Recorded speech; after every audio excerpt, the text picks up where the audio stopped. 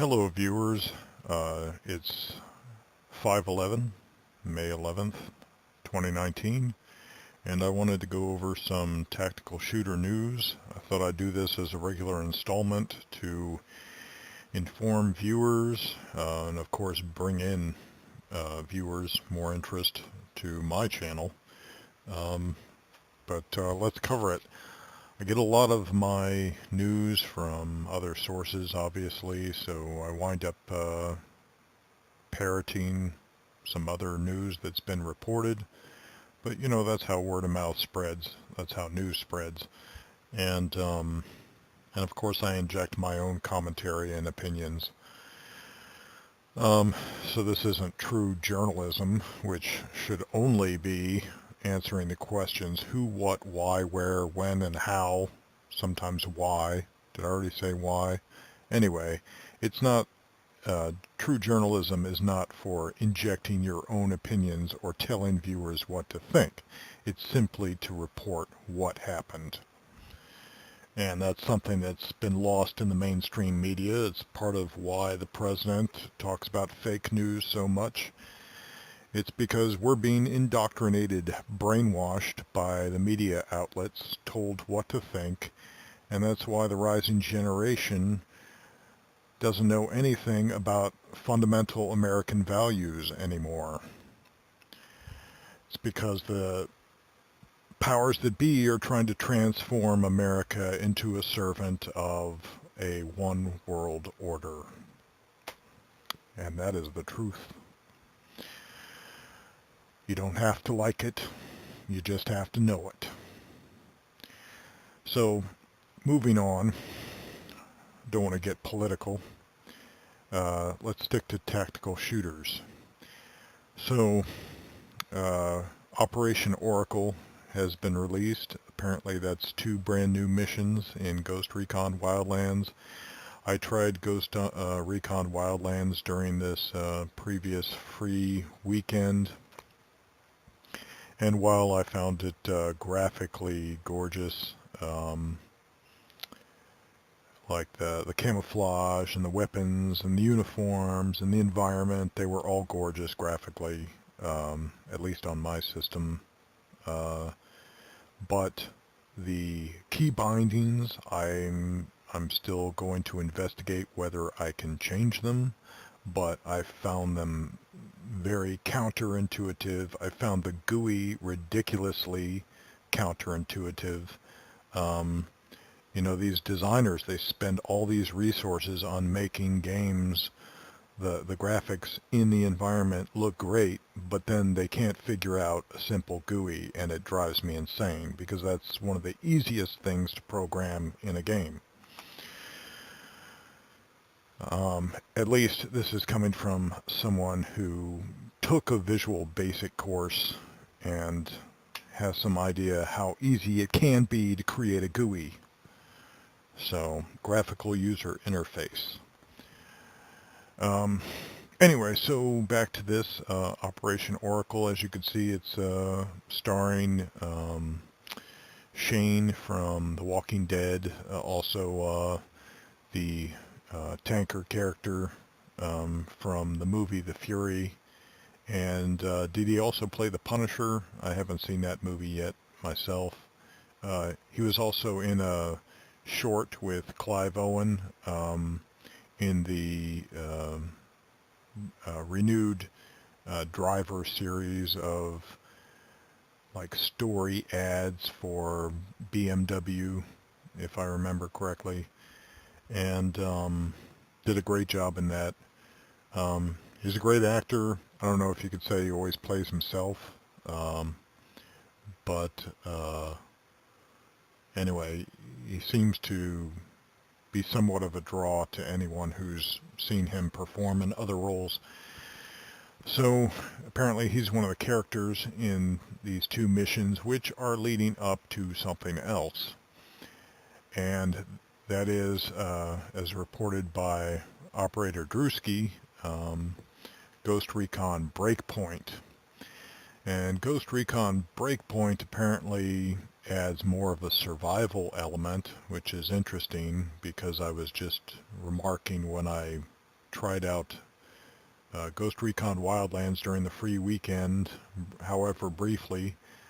I thought that there might have been eating in the game because I stumbled on some rations in an enemy camp, and I guess that was to be used to feed the rebels, the allied rebels, but I wasn't sure if it was something I was going to have to eat myself. So apparently there will be food, there will be wounding that you can withstand and still remain somewhat operational. It reminded me of the movie, was it called The Last Survivor with Mark Wahlberg? Anyway, it was basically a movie about a mission that went bad in Afghanistan, and pretty much the whole movie is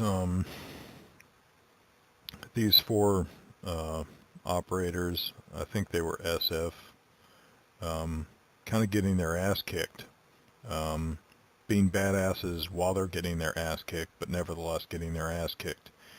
It was kind of indicative and representative of the Obama administration, so I really didn't like it. A lot of people thought it was great, and but I come from an era, the Reagan era, where action movies and war movies were about America kicking ass. Okay, all right, there was Oliver Stone's Platoon, but that was Oliver Stone. I'm thinking more along the lines of Hamburger Hill as representative of a more realistic Vietnam movie than Platoon was. I still enjoy Platoon, but it's Oliver Stone. So, you know, there's going to be that subversive message in the movie. So, there's this new game coming out, Ghost Recon Breakpoint. Operator Drewski, and Blue Drake 42 both have videos about it. You can check them out.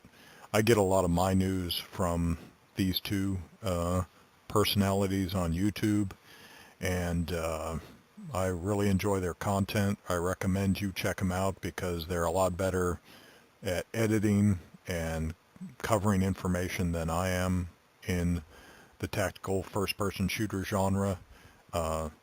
Frankly, I have a hard time dealing with the information overload in the newer games, so you're not going to get as exhaustive a treatment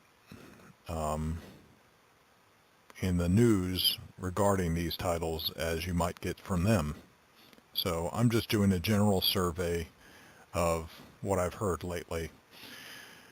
Let's see. So I've already pointed out Ghost Recon Breakpoint, which I hope Breakpoint, given some of the criticism and comments I'm seeing, but you know what?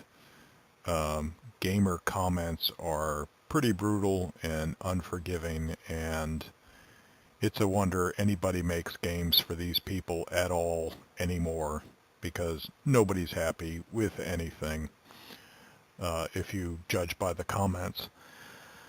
But let's see, what other news did they come out with? There was a Cold War DLC for shouldn't have clicked on it, for Arma 3 for about $20. It's the Cold War in Germany, which is really where you would have expected it to kick off. That's what everyone was training for at the time, was for a big armor battle to happen in Fulda Gap in Germany. And this DLC comes out with new vehicles, new troops, as in new old troops, as in they're from the 80s era, and also a new terrain, a large, expansive terrain. I think it's by the name of Pfefferlingen, and I explored it. I put out a video on my YouTube channel at TAC Shooter, where I explore Pfefferlingen on an ATV and a motorcycle, but I only see a few sites. I mean, it's a really huge terrain and there's lots to see, and I only really got a sampling in about an hour, hour and a half, whatever the video was. But if you're not sure whether you want to buy it, you could check out my video. Others have also checked out that content. Operator Drewski was one, and I think in this video he's kind of making fun of all the bugs that are in the DLC. And some commenters say they haven't experienced any of the bugs he's showing off, but it almost looked like a hit piece that Drewski put out. So and it's kind of surprising because I thought he played Arma 3. I mean, there's another video right down here where he's playing Arma 3, so I don't know what's going on there. I guess he didn't like the DLC. But Blue Drake, I think he also... Did he also talk about it? I know there was another player that did. I don't see anything here. So, okay, what else? Drewski also put out a video because the news has come out that Halo is coming to Steam. Is Halo considered a tactical shooter? Some would say it's an action shooter. I'd say it's futuristic. I would say it, it could still qualify as a tactical shooter. The AI in Halo is really good, or at least it was at the time. I thought it was very impressive how the AI spoke and reacted to players and communicated with each other. I thought it was really impressive. See, as the tactical shooter genre progresses, evolves, things that would have been considered tactical shooters in times past might no longer be, because they're not as realistic as the more cutting-edge stuff. So I think in the old days that Halo would have definitely been considered a tactical shooter. So I'm going to cover it here because I played through almost the whole Halo 1 campaign with my father in split screen, and we played it tactically. In the final scene where you have to race a warthog out of the ship before it explodes, the enemy ship, I think it's like a mothership or something. I wasn't able to beat that with my father, and I had to go to work the next day. So while I was at work, my dad, who was a perfectionist, he's no longer alive, may he live on in blessed memory, he beat the scene, that chapter of the game, all by himself. He worked at it and worked at it until he beat it. And basically, the way he beat it was by just driving the warthog and not paying any attention to shooting anything along the way. So essentially, I guess he did a speed run on it. And so he beat the campaign without my help. Along the way, he complained that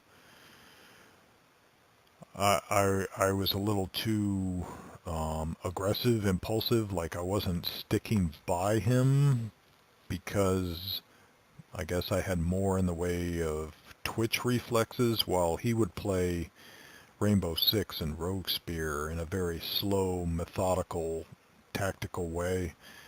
And he would replay the Met level in Rogue Spear over and over again until he would make breakthroughs in his time.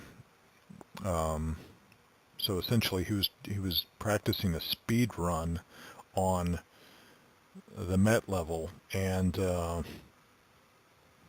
he would constantly play that level over and over again, trying to perfect his time. And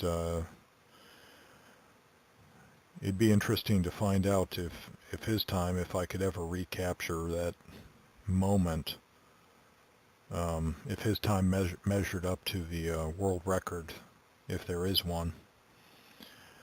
Because I saw another video someone uploaded about speedruns in Doom, the old first-person shooter, and how one fellow managed to whittle his time down from 9 seconds to 8 seconds, and that was a world record. So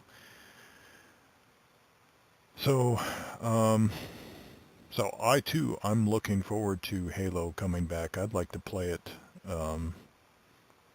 in either single player or cooperative. I wasn't so big on the multiplayer. I think I did play it some, but eventually you got players that were so good at it that I really couldn't compete with them, so I would wind up retreating back to the single player or cooperative, where I could maintain the delusion that I was a badass. Let's see, what else? Blue Drake, I think he's got some other news here. It's not really news, but he revisits Operation Flashpoint Dragon Rising, which was the sequel or reboot of the Operation Flashpoint name by the original publishers, Codemasters, not the original developers, who were Bohemia Interactive. Bohemia Interactive continued their, basically their franchise with a new name, Arma.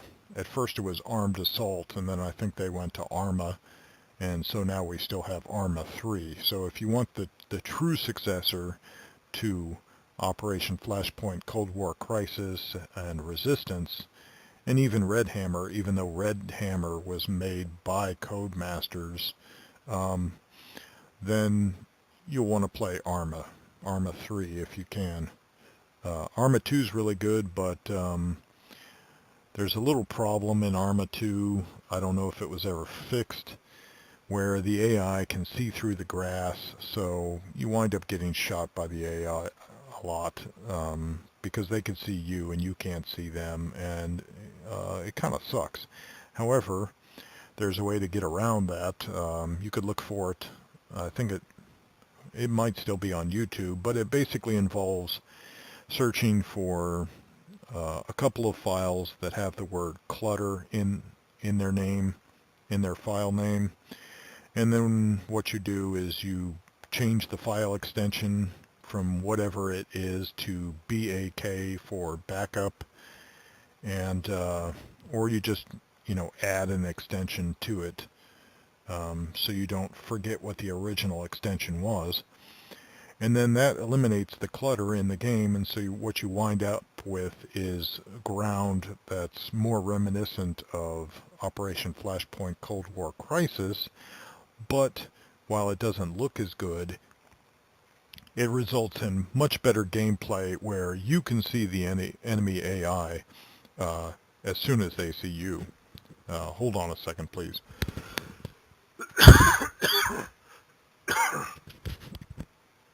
So you can check out his videos on Operation Flashpoint Dragon Rising.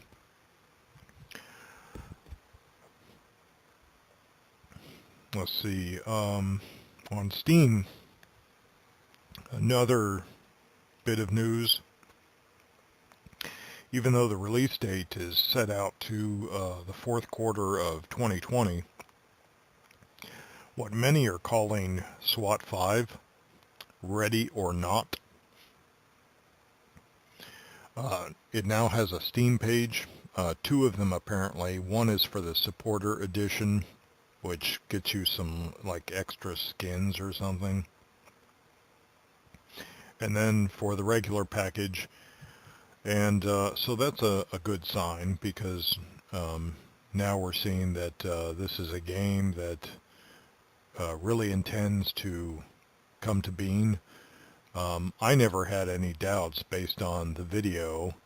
There are lots of naysayers trying to gun the game down, but that happens a lot in cases where something so far outshines every other title that's being offered in the same genre or type as this is, because this is a CQB tactical shooter. The gameplay looks almost exactly the same as SWAT 4, which is good news, because SWAT 4 is, in my opinion, still the #1 CQB tactical shooter in existence. Now, of course, the graphics are a bit dated, but they're not bad. They're not, they don't kill my suspension of disbelief, but then I grew up on games, you know, that had worse than 8-bit pixel graphics sometimes. Was that the Atari 2600? Anyway, the difference in Ready or Not is that it just looks like it's had a completely gorgeous graphical overhaul. And of course now you'll get first-person weapon sights, 3D modeled weapon sights, whereas the original SWAT 4 did not have them. I think there's a mod you can get for SWAT 4. I don't know if it's called Elite Force or something like that. And it I guess allows you to look down weapon sights in the game. And that was one of my only complaints about SWAT 4, was that you kind of had an old style crosshair in the center of the screen, and your weapon 3D model was held off to the side. What would that be, reminiscent of the original Half-Life or Counter-Strike? So wasn't crazy about that, but it didn't keep me from loving SWAT 4. And I'm sure I'm going to love Ready or Not if this gorgeous thing will even run on my system at the time. We have no idea what the system specs are yet, as far as I know. We'll see. What I'm surprised about is that I don't see many comments from people saying, what are the system specs? Will this even run on my rig? Mostly it's people trying to insinuate that this game's never going to be released, that it's some kind of scam, trying to take our money from us. But, you know, you got lots of cheapskates in the world. I would, this is the kind of project where I would give money just to support it in the hopes that the game will be released. Because when something this great has the opportunity to be released, I want to invest in that, because I want the end product. So instead of, anyway, I've had to deal with people like that as far back as Operation Flashpoint Cold War Crisis, when before the public demo was even released, there were like 20 of us English-speaking fans haunting the And1 forum, the And1 website for Operation Flashpoint. I think he called it Cold War. And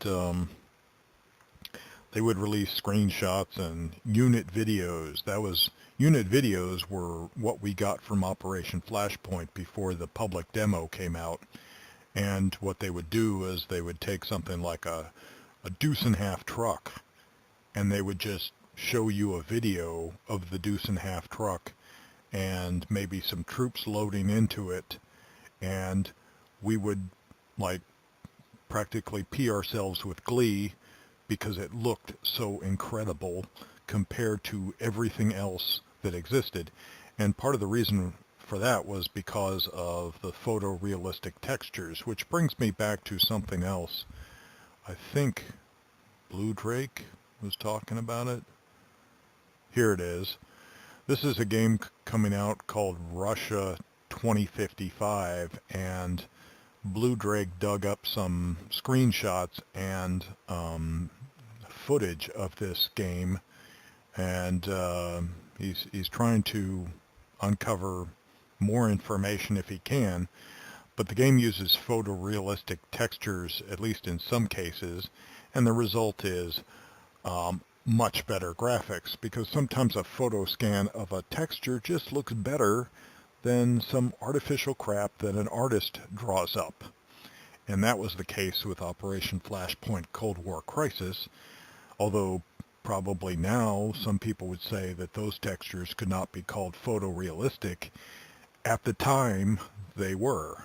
And that was one of the things that made Operation Flashpoint Cold War Crisis look so promising to me, was that they were going for realism. And so that's why I became a fan before even the public demo was released. So this game looks like it could be promising. It looks like a combination of like maybe World War III, that recent game, and Generation Zero. Except I guess there might also be aliens in this that you have to fight. So I guess that means we can expect alien contact by 2055. Might not be out of the realm of possibility. I don't know. Okay, so moving on. We've got Ready or Not. I'll show you the page for that real quick.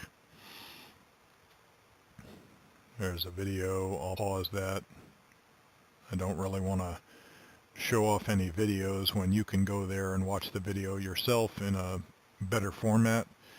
And then if I go back, there's also the page for the supporter edition. I think it has a different video on it. What is that? Oh, that's a target, apparently. Good. Glad that's not representative of the graphics. So, alright, what else do we have going on? Oh, yes. Okay, so on my Facebook page for Better Airsoft, I would have changed the name to Tac Shooter, but Facebook wouldn't let me because it said that like I was trying to hoodwink my subscribers or some shit, which is nonsense because I've shared video game news and footage on my For Better Airsoft account for a while now, but they wouldn't let me change the name. They're just jackasses. They just look for any reason to be a jackass to anyone, and this is the truth, anyone who shows the least bit of sympathy to Jews or to Israel. Those evil Zionists. Never mind that Zionism is talked about all the way back to King David, so it's a fundamental value of Judaism, you know. But that's the way things are going. The assholes are rising. So let's get back to it. Off the politics. I know. Sorry. Just, it just comes out. I can't contain it. I have to deal with all the bullshit coming from the mainstream media trying to demonize Jews, and the truth is Jews have made a religion of figuring out ways to be more kind to everyone.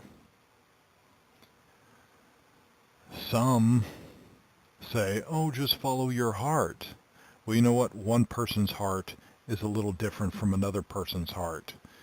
Instead, you've got a small people, easy to bully because they're so small in number, that are they mentally try to figure out ways to be even better, more moral, more ethical than they currently are. I don't know, okay, maybe we'd have to go to the Far East to find another example of that, but sometimes that's just really vague fluff. Whereas in Judaism, they get very specific about ways to be better. But these are the people we want to persecute. These are the people we want to joke about putting them in the ovens. It's because people are turning into stupid assholes, and the media is promoting it. So, back to the news. If you didn't see the picture yet, okay, is this another tactical shooter? Is No One Lives Forever really a tactical shooter? Again, I'm going to say yes. Again, because the AI was outstanding. Again, because what was in it would have been considered a tactical shooter in the past. Just because the cutting edge is more realistic. Just because there's humor of an Austin Powers sort in No One Lives Forever. I'm not going to say that that's reason to discount No One Lives Forever as a tactical shooter. And the reason is because there's one base that comes to mind, and I think it's No One Lives Forever 2. It might have been 1, where you have to move around the base very tactically. Because in the game, you can seamlessly flow in and out of stealth. So you can be practicing stealth, but then because you discharge your weapon, you may raise the alertness level of the enemy AI, and then things have to go loud for a while. And then if you neutralize enough enemies, maybe you can slink back into stealth mode. But the play in that Russian base was very tactical. Probably for most of the game, it's rather linear, but that base was one place where the gameplay was not so linear. It was very, what's the word? There was a lot of freedom, we'll say, in how you moved around that base. So it required you to practice, good CQB tactics and entries and, dominating a room and so forth just to survive. Because the Russian soldiers in that base, they're there to kill you. And they're not slacking on their job. So anyway, No One Lives Forever is a title that's stuck in sort of an IP limbo, IP ownership limbo, because I think multiple people have their hands in it, and because of that, no single entity can take ownership of it or move it forward with a sequel, I think, is the problem. But in this article, Rihanna Pratchett, who apparently is a big name in, I guess, in the gaming industry, but especially with female characters. She's been doing a lot of writing for female characters. Anyway, when asked what series she would like to do a reboot, it says here, we also wanted to know which classic game she'd be keen to reimagine and turn her artful hand to next. She says, I would have said the Thief games until blah, blah, blah. I worked on them and it didn't work out so well, blah, blah, blah. And then she says, but there is another female protagonist that she'd be keen to write, and that's 2000's acclaimed first-person shooter, The Operative, No One Lives Forever, and its hero, super spy Kate Archer. Kate Archer in The Operative and its sequel, 2002's No One Lives Forever 2, A Spy in Harm's Way, with all her little spy gadgets and things like that. I think female spies are really interesting. I'd like to reboot Kate Archer, I think.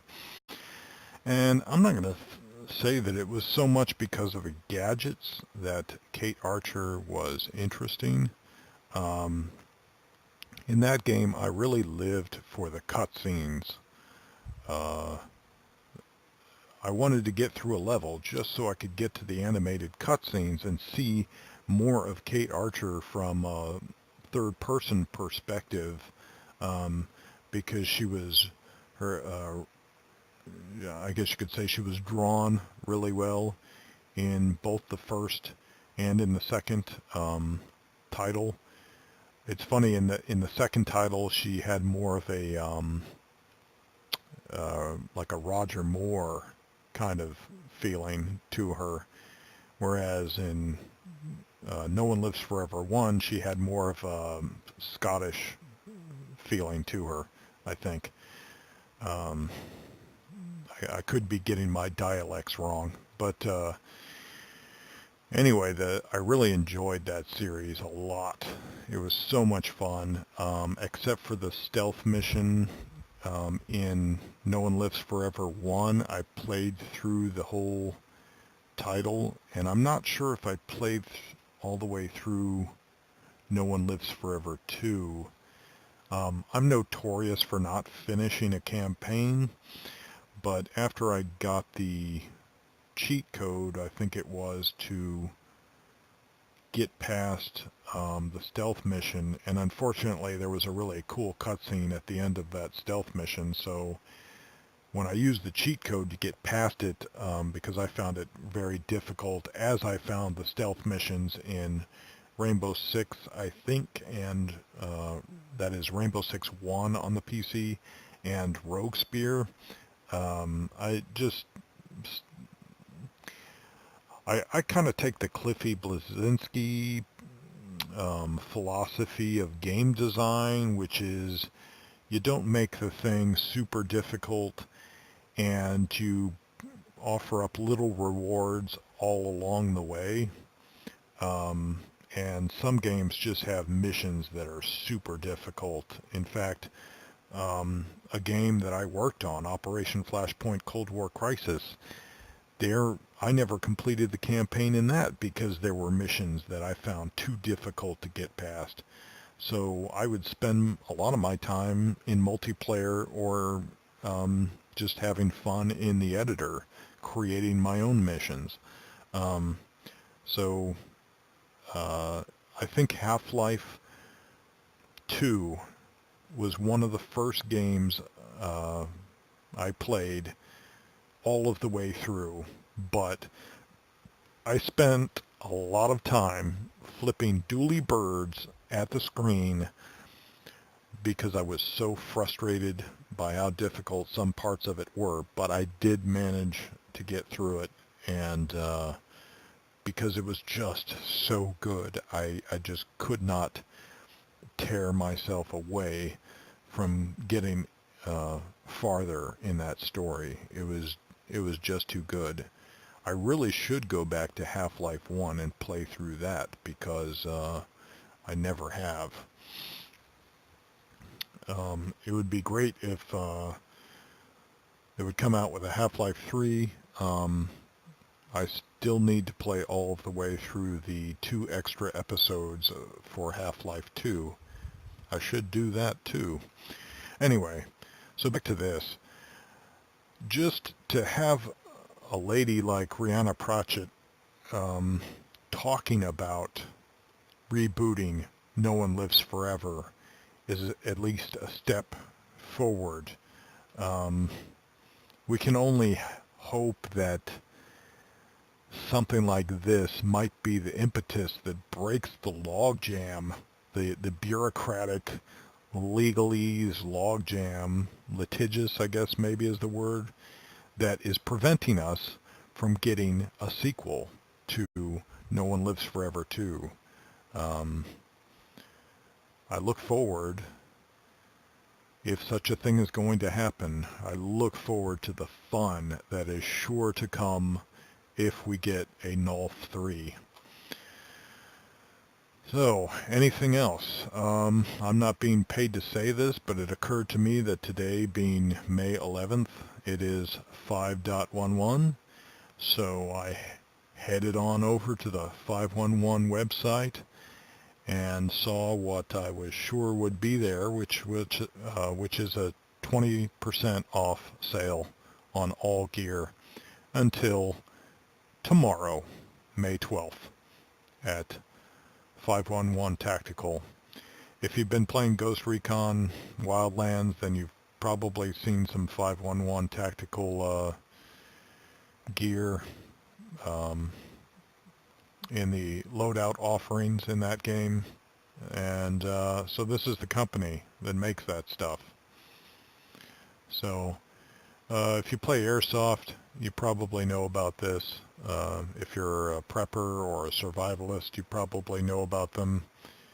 If you go to your local Bass Pro Shop, you might even see a corner that has 511 Tactical in it, or your local gun store. So they have a really dominant presence with he-men, macho men, toxically masculine men. So you might want to score yourself something while the prices are down. If you can't afford these prices, you might want to check out Los Angeles police gear or LA police gear. They have a lot more inexpensive alternatives to 511. However, they are becoming a name in themselves in tactical clothing and apparel and gear. So I think the prices are starting to go up on some of their custom-made apparel and gear, which kind of stinks because I used to get tactical pants from LA Police Gear for not much money at all, but it looks like the prices are starting to go up on their designs. So I think that's about covered it for now. I hope you'll tune in to my channel, subscribe, follow, like, comment, whatever, interact in some way, participate in some way, and follow my videos on Twitch and YouTube. I may stream to Facebook. Is it possible to record game video to Discord? You know, I'll be looking at other avenues. I haven't figured out how to stream to YouTube in a live fashion yet. I'd like to do that in the future, just to, you know, broaden my horizons and reach out to others. So that's that. If you have any tactical shooter news that you'd like to share with me, you could reach me on Steam, I think. I'll post the link to my Steam account in this video. You could reach me through there or on Discord as Tac Shooter. Oh, that's right. There was one more bit of news. Karma Cut has reached 200,000 subscribers on YouTube. So right now he has a 20% off sale on his branded merchandise. And I think it's this weekend. He's having a game sale. So there might be some titles there you want to buy, and you might be able to get a discount on those too. So also, let's see, I was going to tell you on Discord, I'm TAC Shooter, TAC Shooter, one word, and I guess you need to know my 4-digit number, 3427, and that should allow you to, forward game news to me, and then I can share it in the next installment of this Tactical Shooter News. So, hope to see you on the battlefield.